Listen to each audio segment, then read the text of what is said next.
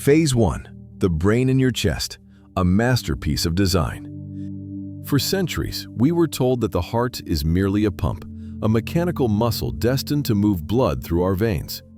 We were told that the mind is the sole ruler of our existence, the only seat of intelligence. But what if I told you that your heart is a masterpiece of divine engineering? Modern science has discovered that the heart possesses its own little brain.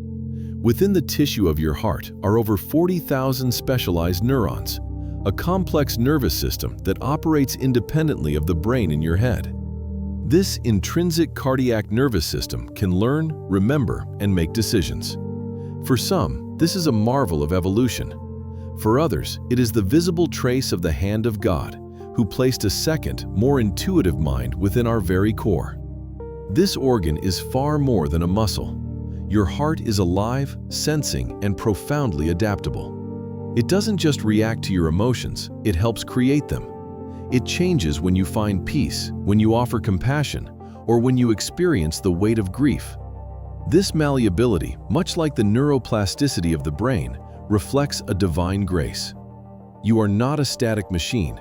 You are a living vessel designed to be tuned. In this marvel, our story begins. Because here, in the rhythmic beat of your life, is where God reaches out to speak to you, not through logic alone, but through the intelligence of the heart. Phase 2. Your heart as an antenna for God's impulses. Spiritual traditions throughout history have pointed to the heart as the true center of the human soul. It is often described as the eye of the heart or the throne of God. In modern science, we speak of heart coherence. When we experience positive emotions like gratitude, love, or appreciation, our heart rhythm becomes smooth and orderly. This coherence creates a state of internal harmony that affects our entire nervous system. Imagine your heart as a radio receiver. When you are filled with anger, stress, or fear, the rhythm is chaotic, like static on a radio. You cannot hear the music because the noise is too loud. But when you shift into a state of heart-centered gratitude, you are essentially fine-tuning your frequency. In the New Testament, we are told that the pure in heart will see God.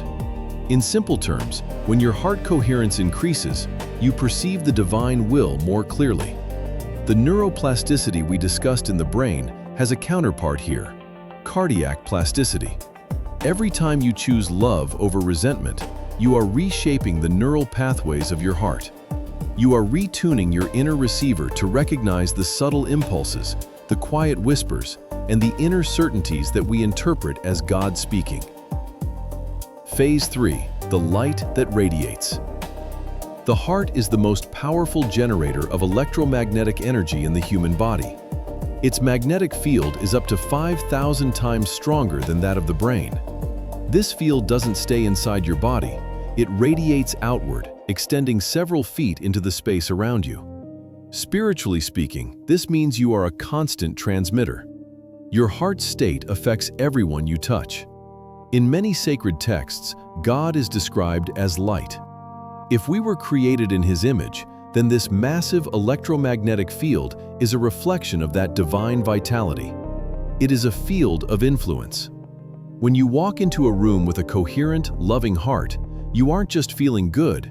You are literally projecting a field of peace that others can sense on a biological level. Neurologically, your heart communicates with the brain via the vagus nerve. It sends more information to the brain than it receives. It is the heart that tells the brain to be calm or to be afraid. When you seek wisdom, when you practice patience, you are preparing a space in your electromagnetic field where God's voice is not just a thought, but a physical resonance. You begin to feel the truth before you can even explain it. Your environment changes because you have changed the frequency you are broadcasting. Phase 4. How God speaks through the rhythm of forgiveness. Words and emotions are the language of the heart. Just as language shapes the brain, the emotions we cultivate shape the heart's neurons.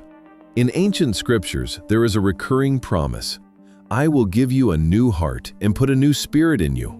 I will remove from you your heart of stone and give you a heart of flesh. This is not just a metaphor. A heart of stone is a heart in constant chaos, locked in patterns of resentment and self-protection. These patterns leave traces. Bitter and cynical emotions darken your heart's perception and dull your spiritual sensitivity. But the heart is adaptable. Through the act of forgiveness, we interrupt the cycle of chaos. When you pause in a moment of pain and ask for divine guidance, you are performing a form of cardiac realignment. God speaks through this realm, particularly through the quiet impulse to let go, through a sudden wave of compassion for someone who hurt you, through a peace that, as the scriptures say, surpasses all understanding. Your emotional center, the limbic system, is constantly listening to the heart.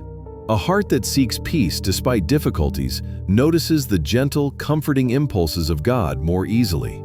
You realize that you don't have to carry the stone of the past. The intelligence of your heart knows how to dissolve it. Phase 5. Living in coherence. When we bring it all together, the independent neurons of the heart, the electromagnetic field, and the power of coherence, a profound picture emerges. Science and faith are not opposites. They are two languages describing the same miracle. Your heart is not just a biological processor, it is an instrument that God can play. Divine communication does not need to be a thunderbolt from the sky.